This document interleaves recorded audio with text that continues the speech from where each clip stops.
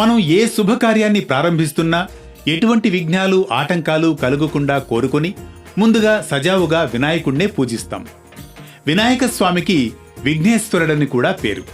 ఇందుకు తగినట్లుగానే ఏ శుభకార్యం తలపెట్టినా అందులో భాగంగా ముందుగా గణపతి పూజను సభక్తికంగా నిర్వహించడం అనాదిగా వస్తున్న ఆచారం.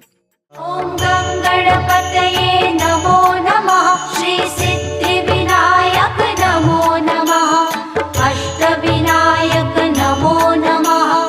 గణపతి బాప్పా మోరయా. ఇందులో భాగంగా వినాయకుడి పూజకు ఎన్ని రకాల పువ్వులు వాడినా, ఎన్ని రకాల నైవేద్యాలు పెట్టినా గరికను పెట్టకపోతే వినాయకుడు అస్సలు ప్రీతి చెందడం జరగదట.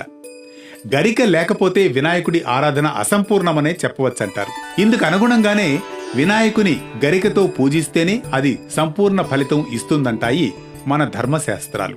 అంటే ఇక్కడ పూజింపబడే ఆ విఘ్నేశ్వరుడికి ఎంత ప్రాధాన్యముందో పూజలో వాడే గరికకు కూడా అంతే ప్రాధాన్యముందని ఈ అంశం బట్టి మనం తెలుసుకోవచ్చు. ముఖ్యంగా వినాయక చవితి వచ్చిందంటే చాలు వినాయకునికి కావలసిన పూజలో గణనాథునికి 21 రకాల పత్రులతో పూజలు చేస్తారు. ఆ పత్రుల్లో గరిక చాలా ముఖ్యమైనది.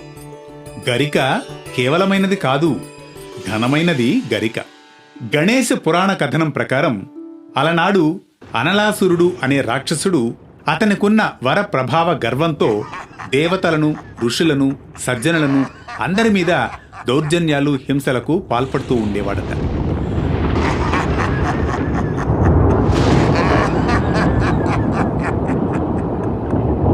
అనలాసురుడి వల్ల తామెంతో బాధలకు గురవుతున్నామని, ఈ రాక్షసుడి బారి నుంచి తమను ఎలాగైనా కాపాడమని దేవతలు వినాయకుణ్ణి ప్రార్థిస్తారు.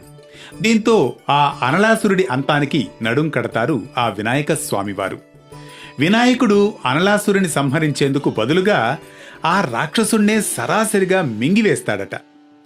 తమోగుణం కలిగిన రాక్షసుడు కావడం వల్ల తమోగుణాల భావాలు ప్రజ్వరిల్లి వినాయకుని శరీరంపై అది ప్రభావం చూపిస్తుందట. ఇందుకు ప్రతిరూపంగా అనలాసురుడి శరీరం వల్ల కలిగే తీవ్రమైన వేడి కారణంగా వినాయకుడు భరించలేని బాధను అనుభవించడం జరుగుతుందట. స్వామికి కలిగిన నొప్పి నివారణకు కారణమేంటని తదేక దృష్టితో వీక్షించిన మునులు, ఋషులు ఈ నొప్పి నుండి ఉపశమనానికి గరికను తగిన విధంగా గుర్తించడం జరుగుతుందట. అందుకు వెంటనే ఋషులు గరిక గడ్డిని ఉపయోగించడం ప్రారంభిస్తారట. అంతే, వినాయకుడి శరీరంపై కొద్దిగా గరికను ఉంచి మర్దన చేయడంతో వెంటనే స్వామివారికి మంట, నొప్పి నుండి ఉపశమనం కలుగుతుందట. అలా ఆ వినాయకుడు గరికను చూసినా, గరికను స్పృశించినా ఆయనలో ఒక రకమైన దివ్యానందం కలుగుతుందట. దీంతో ఏ భక్తుడైతే గరికను సమర్పిస్తారో ఆయనకు ఉపశమనం కలిగినట్లుగానే తన భక్తులకు కూడా జీవితంలో ఉన్న విఘ్నాలన్నీ తొలగిపోతాయని మన పురాణాలు చెబుతున్నాయి. మరో విశిష్ట కథనంతో మళ్ళీ కలుసుకుందాం పరమార్థంలో.